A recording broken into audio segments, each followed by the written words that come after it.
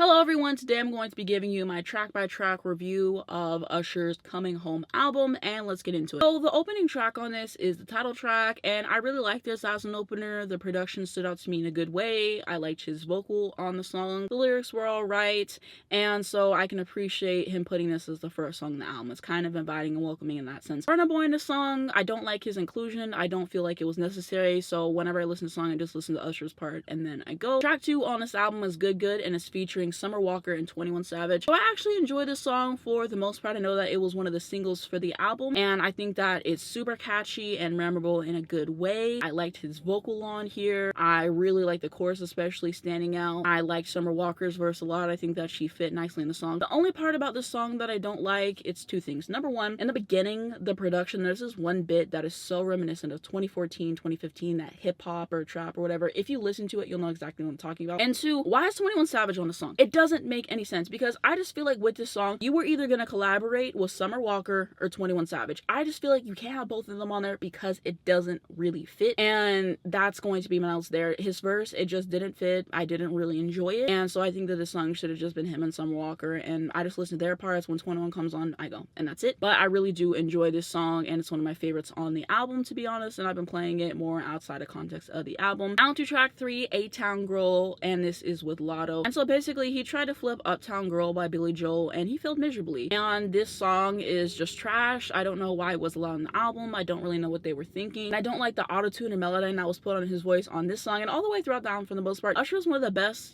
singers of his generation, one of the best male singers, and his voice has aged quite well. He still sounds great, and so I just don't really get that choice either. And then Lotto has a verse on the song, and for me, she's either hit or miss, and 90% of the time, it's going to be a miss. And so she just added nothing to the song, in my opinion, so I think that this is one of the worst songs on the album. There's just something that is so kind of corny about it in a way. Absolutely hate it. I really do. Down to track 4, Cold Blooded with the Dream. No, I just don't really care for this one. Once again, this song is just very mediocre. It's boring to me. It's too repetitive. It's kind of giving me something that would have been rejected from Justin Timberlake's The 2020 Experience album, and I just don't really get the inclusion on this album in a sense, and it's a chop. Down to track 5, Kissing Strangers. We had to come back after those two mediocre tracks, and he did that. I think it's a cute song, kind of giving me like 2000s in terms of the production. I wish it kind of would have been modernized in that respect, but I really enjoy it for what it is, and I think that the writing is good.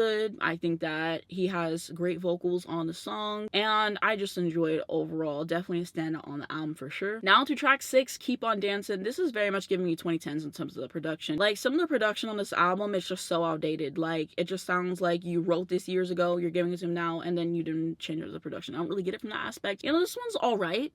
I can appreciate it for what it is. Is it really a favorite for me? No. Is it something that you must listen to if you haven't heard this album? Well, no. So that's kind of my thoughts there. But I don't really mind it that much, honestly. Now on to track 7, Risk It All with Her. So this is a song that they did for the Color Purple soundtrack, I believe. I really enjoyed this one, honestly. I feel like their voices worked together really nicely. It was beautiful to listen to in that respect. I really liked the lyrics on here, and I liked the production on here. Just like how everything was kind of toned down in a way to let their voices really shine in the song, and I feel like that was to each of their benefits. So definitely one of my favorites on the album for sure, and I'm glad that it was ultimately included. Now on to track 8, Bob. So by the title, I thought that this was going to be a fun up-tempo, and I was wrong, and this song was just a disappointment in a sense. And even the lyrics on here, he's literally talking about, I miss you like Jodeci, I miss you like Aaliyah, I miss you like Pac. Like, why? There's something about this song that's so cringy to me. I don't like it. I don't think it's catchy. I think it's memorable in a bad way, and this should not have even made the cut for an album. I don't know what the process was for deciding, oh, this has to be in the album. Like, you're not gonna sit here and tell me that you couldn't have come up with 10 songs better than this, or you don't have 10 other songs that people would have liked to hear more in the ball. I'm just not buying that. I'm sorry. I don't know what the thought process was behind putting this on the album. Whoever decided that, they should be fired, because this song is not it. Now we're on to track 9, Stone Cold Freak. I think that this song is just ridiculously mid, especially that chorus has to be one of the worst choruses on the album. And there was like one little part I liked. It was like part of the bridge, but that's not enough to save this song at all. And again, I don't like it. Now to track 10, Ruin with Feels. I really enjoyed the song. Definitely a pickup from the last few trash songs that we listened to, and the vocals work for it, of course. I like the writing on here. here. It makes sense. I really like the production. Definitely stand out on the album in my opinion. Now onto track 11, Big. So this song was shockingly bad whenever I listened to it the first time. I just couldn't believe that this is something that you would put out for people to listen to and be dead serious. But unfortunately, he was. And you know, I'm sure that this song was just meant for light fun and nothing more, but it's not even a banger in that respect. And this is just by far one of the worst songs I've ever heard by him, and I don't say that lightly. And so if you want to know how I got to that conclusion, I'll read you some of the lyrics of that song. I will. The chorus, he literally says, "You want somebody to take charge, you know I do extra large. When I was a kid, I would go to McDonald's, I would never order the small, I would get it big. You know I do it big." Like, really? This is what you're giving me? Horrible. And this and A-Town Girl, they kind of have an admit off, but the lyrics on here are so bad that that's why I have to say that is the worst song in the album. Every time I had to re-listen to the song, I was just like, here we go again. It's a chop. Now to track 12, On the Side. Listening to this, I'm just like, you're too old to be doing this. I'm sorry. Talk about I'm in love with the girl I see on the side or whatever he was saying. Absolutely not. Absolutely not. And that's kind of one of my problems with this album that I'll get to later. Now to track 13, I Am the Party. This song isn't egregious, you know, kind of just there to me. Did I really need this song in the album? Not really, I'll say that. And I like the line about the verses, you know, because he was basically just saying, you know, all the people you guys keep trying to compare me to and say who can do verses against me, like kind of disrespectful towards him in a sense, because, you know, he's had hit after hit after hit, and some of these verses conversations, like, we have to be serious. So I like that. Besides that, there's nothing really that stood out to me about the song, but I don't really hate it. On to track 14, I Love You. Meh, little bit repetitive.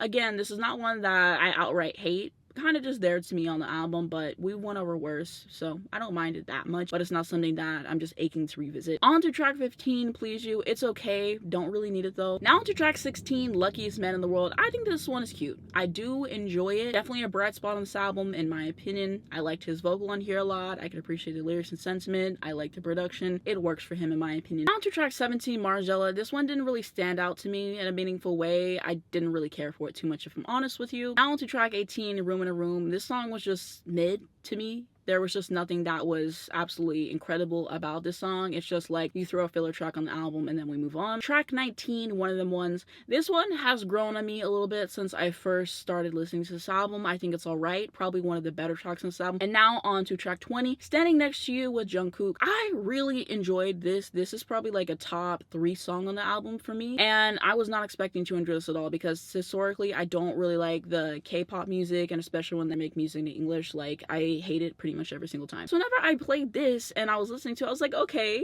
this kind of ate in a way that really was not expected. I think they both did a great job on this one. I think it's a great way to close out the standard version of the album. And he did release 2 songs on his expanded edition. So first up is Believe. And you know, this one was alright. I would have preferred it over some of the other songs on the album. Not something that's really going to strongly stick with me. But you know, it wasn't too bad, honestly. And same with the next song, Naked, as well, even though there's a lyric or two I'm side-eyeing, but you know, that's beside the point. Last up, I want to talk about the song Glue, because so many people were like, oh, it should have been on the album, it was a great song, he should have went into the album more with this sound and blah blah blah. I listened to the song because of how hyped it was, and the thing that really bothered me was his register in the song. I just feel like, you know, when I'm listening to male vocalists, like, I don't mind falsetto every once in a while in a song, but the whole song up here, why are you up here? Why are you up here?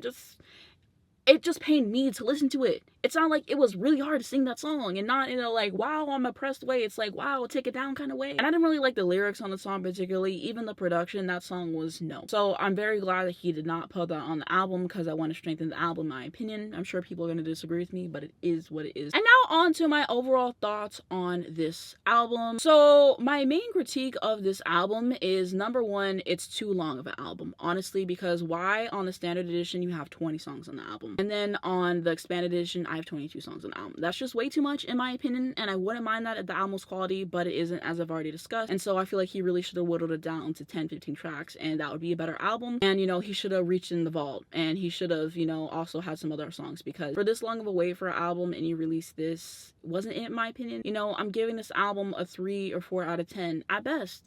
And I feel confident in that because I listened to the album at least 4 or 5 times before I sat down to make this video for you today, because I wanted to make sure that I was giving everything a chance and I was set in my opinions. And the last like 3 times I listened to this album, nothing really changed for me. So that's my thoughts there. And so another problem I have with this album is, why are you not collaborating with Monica and Brandy, your peers who you've made music with before? And I think that would have just made a lot of sense. I think one of his biggest problems as an artist is he doesn't keep what makes him great, what people like about him, songs he's written in the past, his vocals, and his just style and swagger and confidence overall, and translate that into the new music. He tries so hard to make music for people that are like my age and younger that he wants them to like, and it doesn't sound good in that way. It just sounds really cringy. You're just trying too hard, and you just have to find a way to take what makes you great and then just translate that now. And I just feel like for the most part he hasn't been able to find a way to do that, and that's why I think that this album really suffers, along with having so many songs on the album. Another thing on here, I just feel like the lyrical content here was very repetitive, and I just want more maturity out of him. It's just like you're giving me the same thing over and over and over again. Like, can we get something different, please? I beg. And a lot of these songs, it kind of just falls into the same way in that. And you know, a lot of songwriting on here I just feel like wasn't strong enough, wasn't up to par, wasn't catchy. There were some moments that I was cringing with a song like Big, as I've already discussed before, and there were some other moments on the album that I was talking about when it was talking about I'm in love with a girl that I see on the side. Like, you're over 40 years old, a girl that you see on the side? Still at this age? Like, there's just some moments on here I'm just like, why is this what you're giving me on this album? Like, I want to see you growing as an artist. I want to see more maturity from you, and in some respects I'm just not getting that. I just feel like the songwriting was not up to par for what I was hoping for. Some of the production, like I said, I feel like it's really dated, honestly. It's very much giving me early 2010, and I just can't have that. I'm sorry. Like, you guys should update the production more and make it a little bit more modern, and that's definitely going to be a problem for me as well on this album. Like I said, his vocals, there was too much auto-tune or melodyne put on there. He's one of the best male singers of all time in my opinion, especially of his generation. The way that his voice is aged is stellar. I don't know why you're doing that to his voice. It doesn't necessarily need it. And so yeah, I think this album is just all over the place. It's trying to do so many different things. It kind of falls flat on his face, and I was just hoping for a better final product. That's what I can say. I also don't really like the album cover that much. There's this other photo I saw, and I'll have it on the screen, that I would have liked as the album cover. I think that it just looks a little bit better. It works more. And then it was this funny meme I saw, and someone tweeted on Twitter. They're like, oh, he's joining the cast of Real Housewives of Atlanta because he's holding the peach. So I thought that was really funny. The way I feel about this album for the most part is there's like 5 songs I would say I actually like on this album that I'll probably come back to. There's a huge chunk of it that is just kind of mediocre to me. It's there. I don't love it. I don't hate it. I'm kind of neutral on it. And then there's the songs that are awful, like Cold-Blooded, A-Town Girl, and Big, and a few other songs that I've already mentioned. So yeah, I just feel like the ratio of good songs to bad songs on this isn't the best. The closing thoughts on this album, for the most part, it was a chop outside of a few songs. Do I see myself planning on reviews this album a lot in the future? Well, no, besides the songs that I already mentioned. I do want to say that this is the first Usher album I've listened to all the way through. I know some of y'all are gonna drag me in the comments because Lord knows they did on Twitter when I revealed this. And so you might be like, well, why didn't you listen to his other stuff before you got into this album? So basically, I listened to like half of My Way, and it was his way. I did not like it besides maybe 2 songs. It was a chop for me, and I just stopped myself right there. And then I'm gonna get to 8701 and Confessions. I'll probably do a reaction of it, or I'll do a review of it on this channel because I know people love those albums. I've heard very good things. I like the hit songs of those records, so those videos are coming. When, I don't know, but I will make those at some point, hopefully. So that's definitely a goal for me. So it's been something I've been meaning to get to, right, listening to those, because I hear things, but you know, other stuff comes up. I have other ideas. It is what it is. And so I just wanted to set the stage there, because whenever I revealed that this is the first time I heard in full, everyone was like, no, this is not the way that you discover Usher. And I think people were worried I just wasn't going to give any of his old albums a chance after hearing this. But no, because I've heard great things about the older work, so I'm definitely going to give it a chance. It doesn't really change my opinion of Usher that much because it showed me what I already know. He has great older stuff. Most of his new stuff is not good, even though there's splashes of genius in there, you know, on some songs. I didn't really have high expectations going in this album because everyone on my timeline said that it wasn't good, said that they didn't really like it. I still think he's a great singer. I still think he's a great performer. I'll give him a chance, but oh, how the mighty has spawned. And that's that. I usually like to keep my reviews to stuff that I really, really love because I have so much stuff that I like to do, but I wanted to do more reviews this year. My friends told me that I should review this album, so that's why I'm reviewing it here today. And you know, hopefully can review more albums through the year, and I still have other stuff coming, so I might as well just throw this into the videos that I already do. But I want to know what you guys think down below in the comments. Do you agree with me? Do you disagree with me? What is your favorite song on this album? Will you be revisiting it? If you want, you can tell me how you rank it and his discography. Let's continue that conversation. That's gonna be it for the video. If you enjoyed it, like it down below. Helps me out a lot in the YouTube algorithm. You can subscribe if you would like. If you hit the bell, you get a notification to your phone when I post. Not some brand new videos come out. First link down below in the description is going to be my second channel, and on there a lot of times I'm just re-uploading TikToks that I do, but I don't upload all of them. So if you want to follow me on TikTok, it's going to be linked down below in the description. I have a second TikTok account as well, and so you guys can check me out on there. But yeah, I'm very active on the second channel, and so a lot of it is TikToks, but I'm also recently starting to share some of my favorite Mariah Carey interview clips, some sports stuff that I've been interested in, just whatever I want. And I appreciate everyone who supported me. We just hit 500 subscribers, so thank you so much. This channel, with me posting the TikToks, it's really kicked into a second gear, and I really appreciate everyone who's been supporting that channel. It means a lot to me. And so you guys can check me out on the second channel. And I've uploaded every single day on there since December, and I only missed one day in November, so I'm really on fire. And I'm also going to have my Twitter accounts active on there every single day, my Instagram, my Spotify if you'd like to follow me. Link to stream this album if you're interested. Lastly, links to educate you guys on important situations. Free Palestine, this is very important. We must educate ourselves on this issue and help if we can. If you want more information on how to do that or to donate, then definitely look down below in the description for that. But that's gonna be it for this video. Thank you so much for watching, and I'll see you in the next one.